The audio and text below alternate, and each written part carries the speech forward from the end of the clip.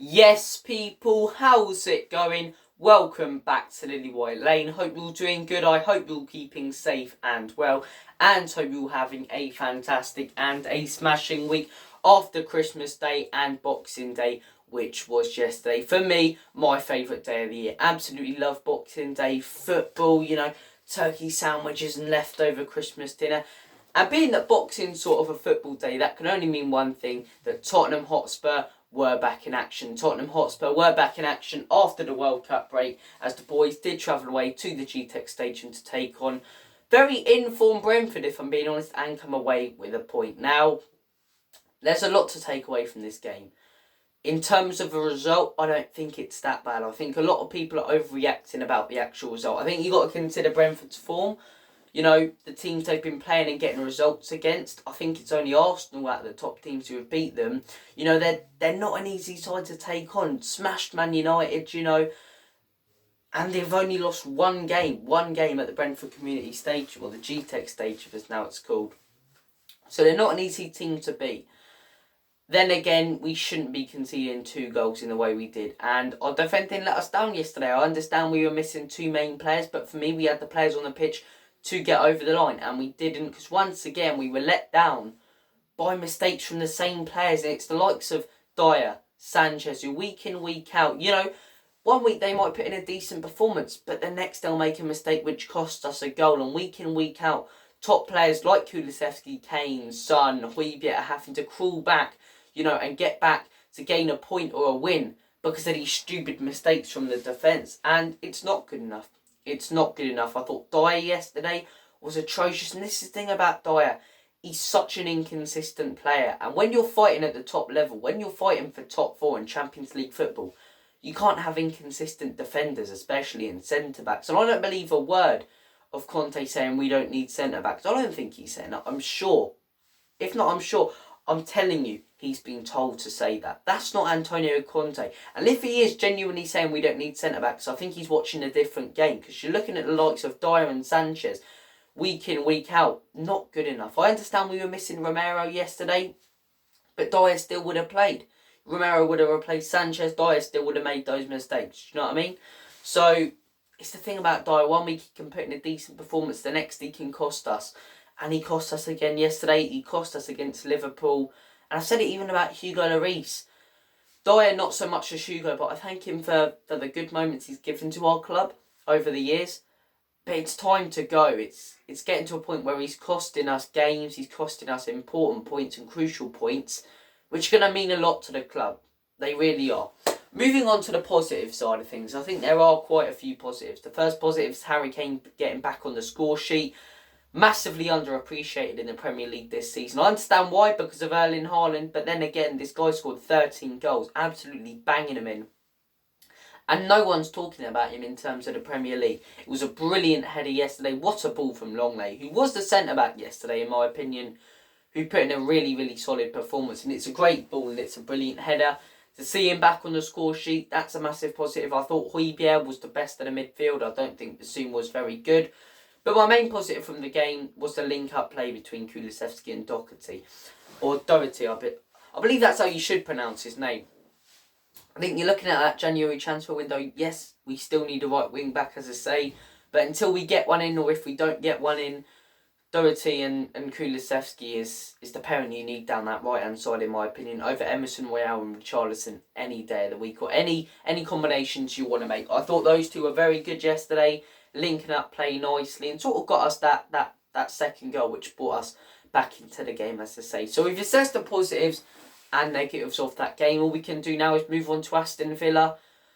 It's at home, New Year's Day, and hopefully we get a result there at home. First home game back. Villa are a tough side to break down. I thought they were very unlucky not to get something out of their game against Liverpool. I don't think 3-1 told the story yesterday, but look. We'll see what happens there, and then we've got a very, very tough month. Tough month for fixtures in January. We've got to play Fulham, who are absolutely flying at the minute. Arsenal, yes, it's the North London derby, and yes, we'll be up for it, but top of the league, smashing everyone to pieces. We've got to play City twice, so that's going to be a very, very, very tough month. But we'll report and talk about it all game by game on this channel, so make sure you do tune in. let's move on to the bigger picture, in my opinion. Now, we've talked about the game yesterday. I want to talk about Spurs potentially falling behind. And a lot of people can go, oh, you're negative, you're this, that. But hear me out. I still don't think some Spurs fans realise how crucial this January transfer window is. How massive it will be for our club. If we don't finish in the Champions League, is Harry Kane going to stick around to play a season of Europa League when the club he's been playing for years is going backwards? No, he's not. If Kane leaves, Conte, I highly doubt, will sign a new contract. He'll probably go. Players such as Kulusevski, Romero, Conte signings will go because they haven't been here long enough to really gain an attachment to the club. People don't realise how big this January transfer window is and how crucial it is we stay in the Champions League next season. Because if we don't, we're going to lose a lot of our top players. We're going to most likely lose our manager. It's a massive, massive January window. And what concerns me about this January transfer window is you're looking at those top 4 places. For me, the Premier League now is basically a Super League. You've got every team in that top 10 is capable of smashing each other on a day. 3-0, honestly. Every team in that top 10, in my opinion, is fantastic. And it is really a Super League. You've got West Ham with players like Declan Rice, very talented players, sat in 17th. So it goes to show how the league is getting better and better. And you're looking at those top 4 positions and you're being like, okay, it's contested few. Top 4, in my opinion, Brighton and Fulham having a fantastic season. Will they probably get in the Champions League and European places? Not over the teams I'm going to mention. And you're going, okay, top sort of 7, the traditional top 6 plus Newcastle. I think you're looking at that going, okay, hate admitting it as a Spurs fan, Arsenal will get Champions League football. Will they win the league or not? That's up for debate. Will they get Champions League football? Yeah. Cannot see them dropping out. I think they're like 15 points from dropping out. Or not 15 points, they're like 11 points from dropping out, from the Champions League places. They will finish in the top 4, in my opinion. Manchester City, 100% in the top 4. They're a very consistent team. Will they win the league or not? Once again, similar to Arsenal, up for debate. But will they finish in the top 4? Yeah, 100%. Those two are a staple in the top 4. And you're looking at those other 2 positions going, Newcastle. Could they drop off in the second half of the season? I highly doubt it. They're only going to strengthen in January. They've got bags of money. They're going to bring in my opinion, probably 3 or 4 more top players. Right? The way they're playing, every single one of their players is flying with confidence. Miggy Almiron, Joe Linton, Sven Botman, Trippier. Everyone playing so well, working together, week after week. And they're the only team this season. Arsenal have done it occasionally. City have done it occasionally, but they're dismantling teams. They're smashing teams. 4-0 against Villa. 5-1 against Fulham, I believe. No, it was 4-0 against Villa. 4-1 against Fulham. They beat us before the break. Won 3-0 again yesterday. 4-1, I believe it was, away at Southampton. They're just destroying teams week in, week out. And they're the only team this season that's doing that. Can't see them dropping out. They're only going to strengthen.